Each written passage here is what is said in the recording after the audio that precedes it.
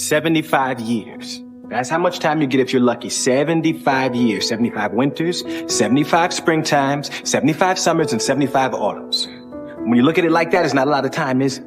Don't waste them. Get your head out of the rat race and forget about the superficial things that preoccupy your existence and get back to what's important now. Right now, this very second. And I'm not saying drop everything and let the world come to a grinding halt. I'm saying that you can become a seeker.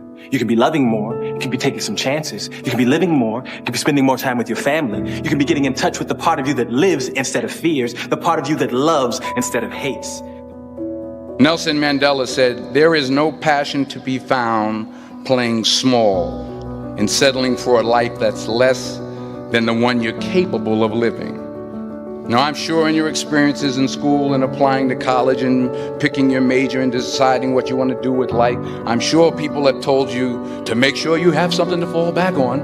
Make sure you got something to fall back on, honey. But I never understood that concept, having something to fall back on. If I'm going to fall, I don't want to fall back on anything.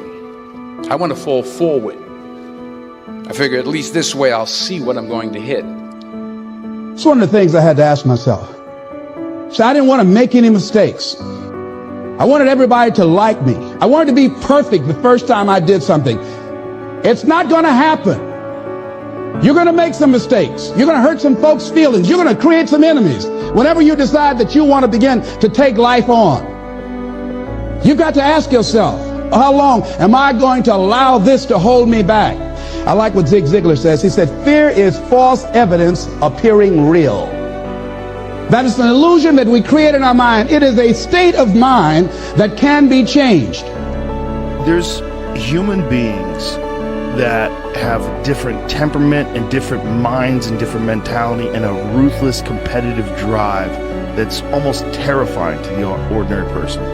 That guy, if we were living 1,000 years ago, he would be on a horse with the biggest battle axe, waiting in the back, hacking heads off, and everybody would be running.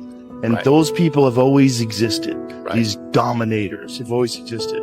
Proof of the pudding is in the eating, and here we sit at the dining table. But it's hard to, when you say that to some people, because they say, oh, there you go with a pull yourself up by the bootstraps thing, and, you know, you're just being respectable. Not everybody can do that. Well, everybody can. Everybody doesn't. Courage is the key to life itself. There are a lot of people who are born in situations where they say, well, I'll never get out of this. So they won't. I say to people who say, well, I would like to have done so and so and so. So, well, you could have done it. So, well, I couldn't get out of here. Man, the bus runs every day. Never, ever quit. You never quit. If I give you one message to hold in your hearts today, it's this: never, ever give up. There'll be times in your life you'll want to quit, you'll want to go home. You'll want to go home perhaps to that wonderful mother that's sitting back there watching you and say, Mom, I can't do it. I can't do it. Just never quit. Go back home and tell Mom, Dad, I can do it. I can do it. I will do it. You're going to be successful. I've seen so many brilliant people. They gave up in life. They were totally brilliant. They were top of their class. They were the best students. They were the best of everything. They gave up. I've seen others who really didn't have that talent or that ability, and they're among the most successful people today in the world because they never quit and they never gave up. So just remember that. Never stop fighting for what you believe in. You can write everything down if you want to. Be brave enough to write every one of your goals down. But I'm going to tell you something. Life's going to hit you in your mouth, and you got to do me a huge favor.